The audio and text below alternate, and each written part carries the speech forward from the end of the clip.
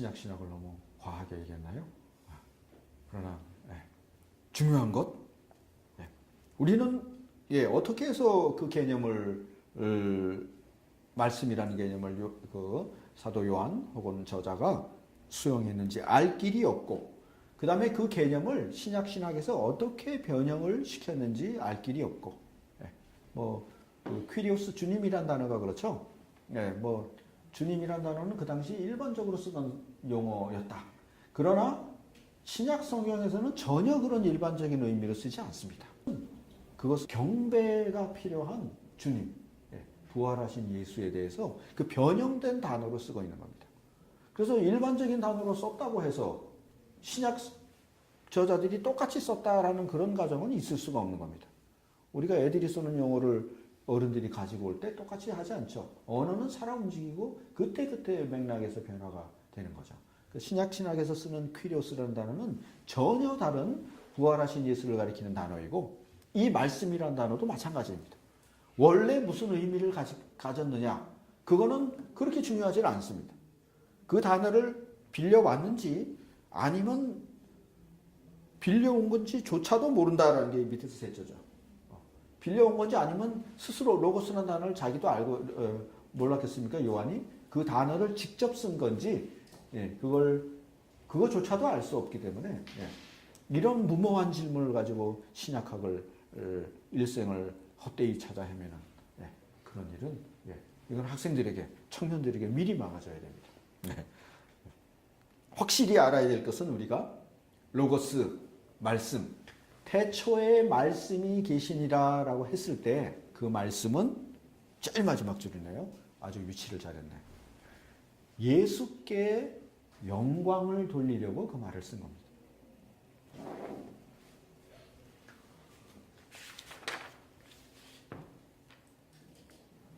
이해가 되시나요? 네. 그래서 여기서 잠깐 예정론을 벗어나서 인식론을 얘기를 하자면, 요한복음 자체가 예수께 영광을 돌리려는 부활의 증언입니다.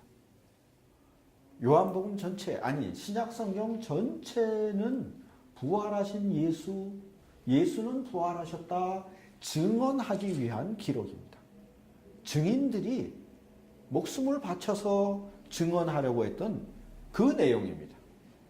이것을 어마어마하게 많은 그 신약 학자들이 또 관련된 사람들이 오해합니다. 그때 출판사가 없었습니다. 그렇죠? 지금 출판사가 책을 찍는 이유는 뭡니까? 돈 벌어서 이거 살아가고 그 다음에 좋은 일도 하고 그런 목적이죠. 그러나 신약 성경의 출판은 그렇지 않았죠. 그때 이 신약 성경을 기록해서 돈을 벌 수가 없습니다. 그 다음에 어마어마한 양피지를 사야 되니까 돈이 필요한데, 그럼 왜 붓을 들어 데오빌러여 기록을 했겠습니까? 이유는 하나입니다. 단 하나. 예수는 부활하셨다라는 것을 증언하기 위해서 기록된 겁니다. 이 전제에서 신약 성경을, 요한복음을 바라보지 않을 때 삼천포로 빠집니다. 요새 삼천포 굉장히 좋아졌다고 그러는데 죄송하지만 땅값도 어마어마하게 올랐다고 합니다. 성경에서 잘못 빠지는 겁니다. 그래서는 안 되는 거죠. 그런데 실제로 마치 무슨 신약 성경이 역사학적인 무슨 배경을 가지고 인간학적인 의도를 가지고 철학적인 사고를 가지고 쓰여진 것처럼 잘못 생각을 하는 경우가 어마어마하게 많습니다. 노 성경은 부활의 증인들의 증언의 기록입니다. 요한복음 마지막에 상세하게 나왔죠. 이 글을 쓴 것은 내가 왜 썼느냐, 너희로 듣고 믿고 알게 하려 합니다. 이 목적에서 봤을 때는 요한복음이 가장 훌륭한 역사적인 기록입니다. 공간복음서보다 더 깊이 예수의 역사적 현실성을 통찰했던, 아는 만큼 보인다 우리가 얘기하죠. 요한은 더 많이 알았기 때문에 더 깊이 증언할 수 있었다. 이렇게 말할 수 있죠. 예. 그래서 우리가 말하는 말씀, 예. 말씀은 곧 하나님이셨다 할 때 말씀은 다름이 아니라 예수께 예. 영광을 돌리는 수로였다. 예. 말씀은 예수다라는 쪽으로 가는 겁니다. 133쪽에 예. 그런데 왜 예수로가 안 쓰고 말씀이라는 단어를 썼냐? 우리가 말하는 의도죠. 셋째 줄, 이 말씀의 개념을 예수께 영광을 돌리는 저자의 본래적 의도와 관계없이 예, 이건 네거티브 원본문이네요. 중립적으로 해석하려는 시도. 예. 말씀에 대한 어떤 철학적 연구, 사회학적 연구, 역사학적 연구, 중립적으로 연구하려는 시도는 예, 즉시 본문을 왜곡한다. 이렇게 자명한 가르침이 너무도 도달하기 어렵습니다. 예, 그것이 정말 신기한 거죠. 예. 말씀을 중립적으로 예, 예수께 영광을 돌리려 예수를 증언하려 했다는 저자의 의도를 빼놓고 그 다음에 나는 말씀을 어떻게 이해하겠다. 그 대표적인 예로 김영옥 선생님의 요한복음 주석을 들 수 있습니다. 물론 김영옥 선생님 대단히 훌륭하신 분이고 존경할 만한 분이지만 예, 이 말씀의 연구 방법은 칼바르트에는 전혀 빗나간 겁니다. 이건 무슨 동양사상하고 비교될 수 있는 그런 개념이 아닙니다. 동양사상 깊이도 있고 우리가 배울 점도 있고 하지만 요한복음의 말씀하고 이게 연관될 그럴 주제는 아니라는 겁니다. 왜냐? 이 말씀은 예수 그리스도께 영광을 돌리려고 구체적으로는 그분의 부활을 증거하려고 나타난 단어이기 때문에 그 원래 맥락에 연결시켜야 되는 거죠. 네. 이해가 되시나요? 네. 즉시 본문을 왜곡하는 사람이 대부분입니다. 그래서 우리가 공부를 해야 되고 네. 아는 것을 가르쳐야 되고 들어야 되고 전파해야 되는 거죠. 네. 그러면 그 뒤에 예, 즉시 3절에서 우주론적 기능이 나오지 않느냐. 만물이 그 말씀으로 말미암아 창조되었다. 예, 물론 나오지만 그것은 이 부연적인 설명이다. 예, 잠깐 이제 그 말씀을 사고를 도와주기 위해서 크게 만든 설명이고 예, 곧바로 서둘러 목표의 핵심인 내용으로 건너간다. 즉 예, 말씀 안에는 생명이 있다. 이건 우주론이 아니죠. 요한복음의 생명을 또 이 생태학적인 운동, 자연운동의 생명하고 혼동해서는 안 됩니다. 우리는 물론 도롱뇽 생명도 중요하고 뭐 금붕어도 중요하고 4대강 생물도 중요하지만 우리 아까 얘기했죠. 말씀 태초라는 것은 그 자연 너머입니다. 그 자연 밖입니다. 하나님이 계신 것입니다. 그렇기 때문에 말씀 안에 생명이 있다라고 해서 이 생명은 부활하신 예수의 생명, 죽음을 건너간 그 생명입니다. 요한복음의 생명은 철두철미 부활의 생명을 가리킵니다. 내가 생명의 떡이다 라고 했을 때 무슨 현대 환경운동의 생명 전혀 아닙니다. 그런데 거기다 갖다 붙이는 경우가 지금 어마어마하게 많죠. 그러면 뭐 내가 환경운동에 반대하는 그건 아닙니다. 그거는 그거대로 의미가 있고 후원도 해야 되고 하지만 그러나 요한복음의 생명은 그 밖에 있는 것이다 라는 예, 그거죠. 그 다음에 말씀은 빛이다. 예, 빛이 세상 안으로 비쳤다 라고 할 때 예, 우리는 바울이 말했던 다메섹 도상의 빛하고도 연결시켜야 됩니다. 예, 그 다음에 이제 결론 독생하신 하나님이시다. 예.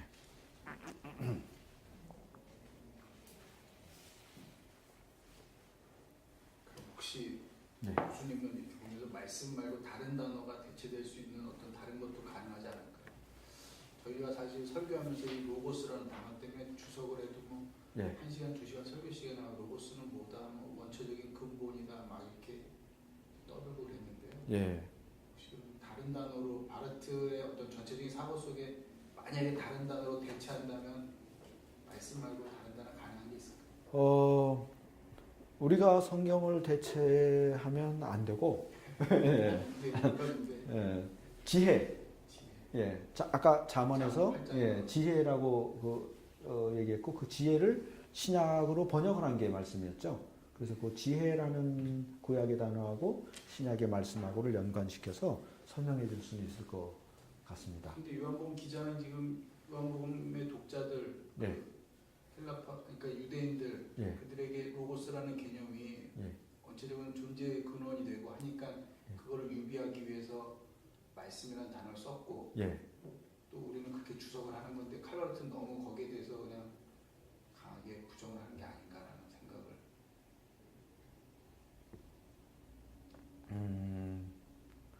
그 칼바트가 맞지 않을까 저는 생각합니다.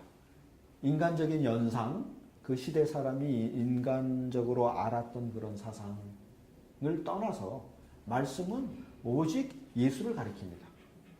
그러니까 요한복음 기자도 예. 예수라는 것을 유비하기 위해서 그 당시 독자들이 가장 예수를 잘 근본적으로 확 오게 하는 단어를 골라서 로고스 선택한 거 아니냐 이거죠. 그렇게 추정할 수는 있죠. 네, 그런데 그래서 그 말씀은 다시 또 뱅뱅 도네요. 구약의 지혜라는 선제의 개념이 들어가야 되기 때문에 그렇습니다. 지금 창세 전 선제라는 개념이 들어가는 어떤 단어를 선정하기 위해서는 이거밖에 없고 비슷한 단어는 거의 없는 거죠. 아니 지금 보니까 우리 주석적인 작업들이 예.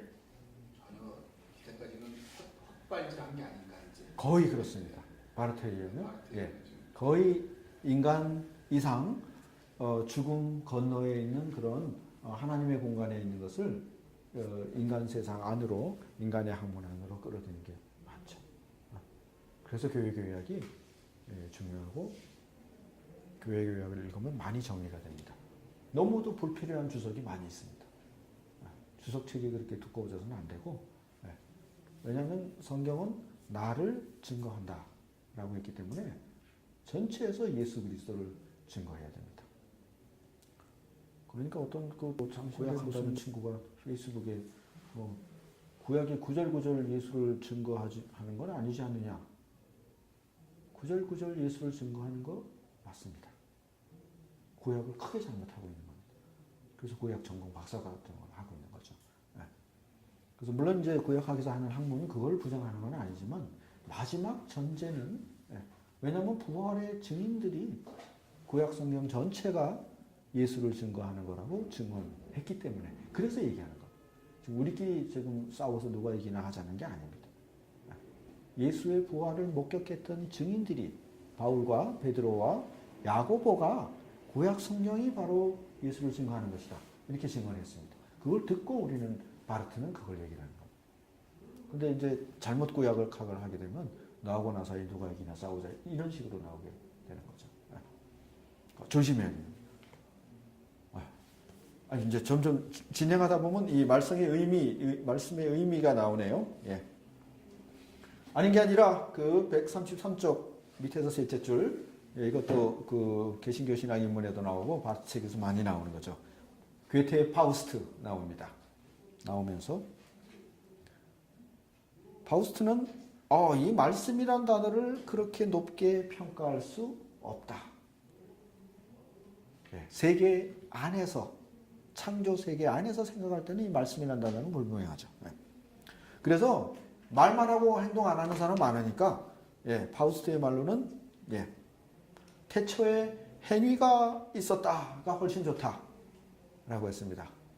어떻게 마음에 드시나요? 화가 안 났습니다. 오히려. 바르트는 그러나 그 즉시 악마가 나타난다. 대체한 겁니다. 문제는 한국 개신교회 안에 이 익명의 괴테들이 무지무지하게 많습니다. 우리가 식별할 수 있는 능력을 못 갖추어서 그렇지. 태초에 말씀이 계시니라 해놓고 이 말씀 그렇게 높이 평가할 수 없다. 그 자리에 인문학적인 이해, 요새 인문학 열풍, 또 뭐 역사학적인 이해, 자기가 아는 또 무슨 예술 심리적인 이해, 이를 대비를 시키는 겁니다. 여기가 시초다라고 잘못 알고 잘못 대입하는 일이, 그래서 괴테를 통해서 이 익명의 괴테들을 식별해내는 것이 바르트 교회학의 특징입니다. 그 즉시 악마가 나타난다. 그래서 칼바르트도 사실은 굉장히 과격합니다. 좀 부드럽게 얘기해야 되는데 가차없이 악마 이렇게.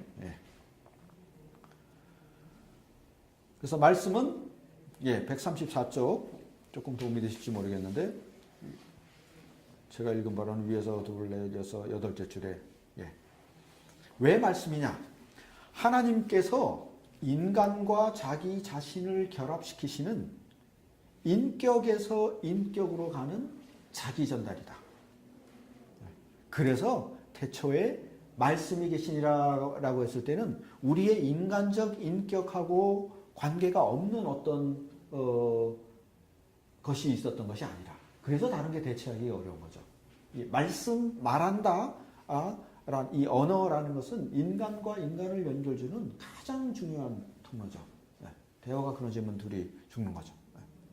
그런 의미에서 이 말씀이라는 명사 안에는 우리한테 좀 약하지만, 그러나 하나님의 인간성, 인격성하고 우리가 가진 좀 타락했지만 그러나 인간성하고가 말씀을 지금 연결되고 있다는 측면에서는 이 말씀이 가장 적합한 단어가 아닌가. 이 설명이 잠깐 나옵니다. 그래서 말씀은 태초에 말씀이 계시니라. 그래서 우리가 영원, 시간 밖을 강조했지만, 그러나 그 시간은 영원 안에 있으면서 영원히 또 시간 안에 있는 영원과 시간의 결합을 얘기합니다.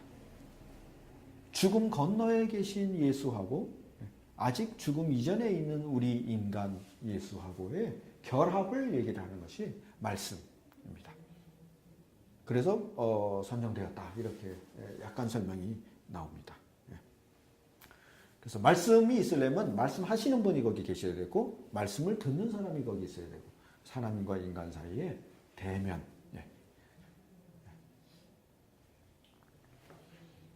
그래서 예정의 마지막 이제를 향해서 우리가 나아가자면 133쪽 오늘의 결론입니다. 뭐 앞에 거 안 들으셔도 여기 안 놓치시면 됩니다. 결론이 뭐냐? 예수, 그분이 태초에 하나님과 함께 계셨다. 이 문장이 바르트 예정론 한 문장 요약. 그래서 거꾸로 얘기할 때는 X라는 선택받은 사람, Y라는 유기가 된 사람이 태초에 예정된 것이 아니고, 깔뱅 예정론 아니고, 이걸 우리가 디스한다 그러죠. 디스가 무슨 뜻인지 모르겠는데 하여튼 깔뱅 디스리스펙트. 디스하고 이제 새로운 예정. 1500년 만에 제대로 나왔다. 거창하게 얘기했지만 결론은 너무너무 쉽습니다. 태초에 예수 그분이 하나님과 함께 계셨다. 135쪽 그 중간에 보면 우리가 너무도 잘 알고 있는 바로 그분이 태초에 하나님과 함께 계셨다. 이것이 바르트의 예정론입니다. 우리가 너무도 잘 알고 있는 예수 누구입니까? 요한의 입장에서, 제자들의 입장에서는 우리가 갈릴리 1년인지 3년인지 같이 도시락 싸들고 이 동네에서 저 동네로 숙식을 같이 했죠. 숙식을 같이 하면서 따라다녔던 그 선생님이 때로는 울고 때로는 주무시고, 그분이, 그 인간이 태초에 계셨다라는 이것이 그리스도교의 진술입니다. 다른 어떤 종교에서도 종교 간의 대화는 굉장히 좋은 겁니다. 타 종교에서도 너희 안에도 이런 진술이 있느냐, 우리에게는 이런 진술이 있다. 탁자를 놓고 대화를 하는 겁니다. 총을 쏘거나 칼 부리거나 하면 안 되고 비교해 보자. 얼마든지 비교해 볼 수 있습니다. 근데 이걸 모르는 사람이 종교 간 대화를 하겠다고 나서니까 이제 그게 문제인 거죠. 기독교를 알아야 기독교 대표로 갈 것이 아닙니까? 기독교 요한복음 1장에서로는 우리가 너무도 잘 알고 있는 그분, 이 그분의 절정은 엊그제 몇 년 전에 십자가에서 고통당하셨던 예수, 그 예수입니다. 그리고 놀랍게도 시공간을 깨고 우리 제자들에게 나타나서 눈을 열어줬던 부활하신 예수, 그분이 태초에 계셨다라는 것이 요한복음입니다. 여기에 동양학이 들어간 김용옥 선생님 실수한 겁니다. 다른 건 훌륭하지만 이 부분만큼은 실수한 겁니다. 그래서 1장 2절 그가 태초에 함께 계셨고 134쪽 밑에 그 2절 주석을 하는데 이 2절 주석이 예정에서 무지무지하게 중요합니다. 태초에 하나님이 계시니라. 그 하나님은 뭐죠? 하나님이시. 여기까지는 좋습니다. 이 말씀은 곧 하나님이시라. 그런데 2절에서 그가 태초에 하나님과 함께 계셨고 할 때 2절 처음에 그가 누구냐는 겁니다.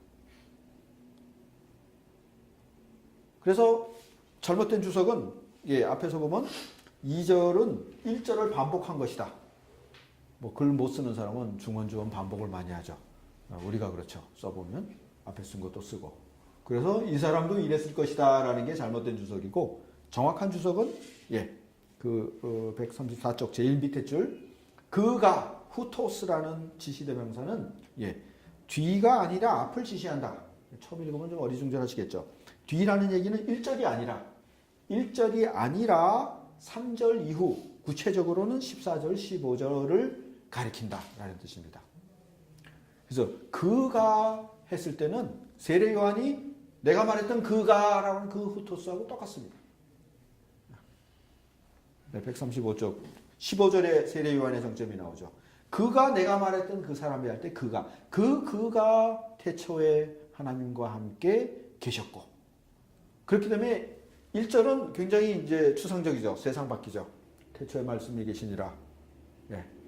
2절에서 이 추상적 개념 공간이 구체성으로 가득 차게 됩니다. 이 바르테 주석이고 우리가 배우고 또 배워야 될 주석입니다. 그가 했을 때는 나사렛 예수, 갈릴리에 설교하셨던 병자를 고치셨던 그리고 십자가 고통당하셨던